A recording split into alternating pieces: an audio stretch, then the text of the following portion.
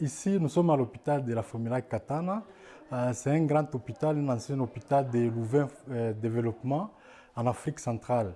Ici, nous prenons en charge les femmes qui ont des problèmes de fistules vésico-vaginales et la plupart de ces femmes ou la plupart des causes de ces fistules sont obstétricales, mais secondairement, ils sont liés aux violences sexuelles.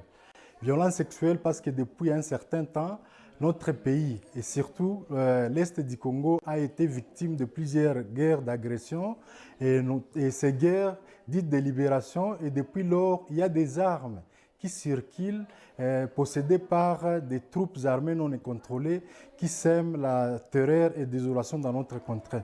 C'est pour cette raison que ces gens ils attaquent des femmes dans leur maison, dans leur ménage, comme l'exemple d'une dame, d'une famille qui a été attaquée, visitée, et ces gens ont tué les maris, et puis ils ont pris la dame, ils sont partis avec dans la forêt, et ils s'en ont servi comme leur femme.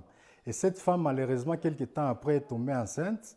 Et en se rendant compte qu'elle est enceinte, ils l'ont libérée. La dame nous est arrivée ici dans une situation vraiment catastrophique, enceinte presque à terme. Elle a eu vraiment du mal quand tu lui poses la question même de regarder les gens dans les yeux parce qu'elle a eu honte. Vraiment, c'est une honte pour elle. C'était une honte et une désolation. Mais cette dame, elle a été prise en charge ici à l'hôpital. Cette dame, en l'examinant, elle avait une fistule vésico-vaginale sur grossesse. Vraiment une fistule qui prenait presque tous les vagins, si je peux le dire, permettez le terme. Mais cette dame a bénéficié des soins appropriés ici chez nous. Nous l'avons opérée. Premièrement, on a fait une césarienne parce qu'elle avait, en plus de cette fistule, beaucoup d'infections. Elle avait une candidose génitale qui ne permettait pas d'accoucher par voie vaginale.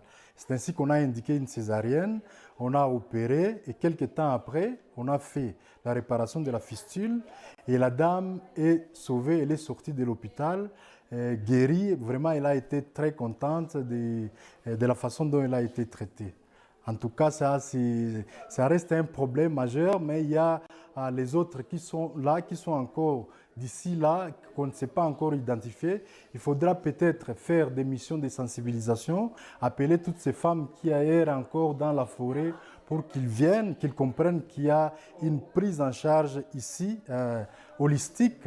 Et on peut les prendre en charge, on peut les traiter, ils vont bien s'intégrer dans la société, ils vont encore retrouver leur valeur d'une femme africaine.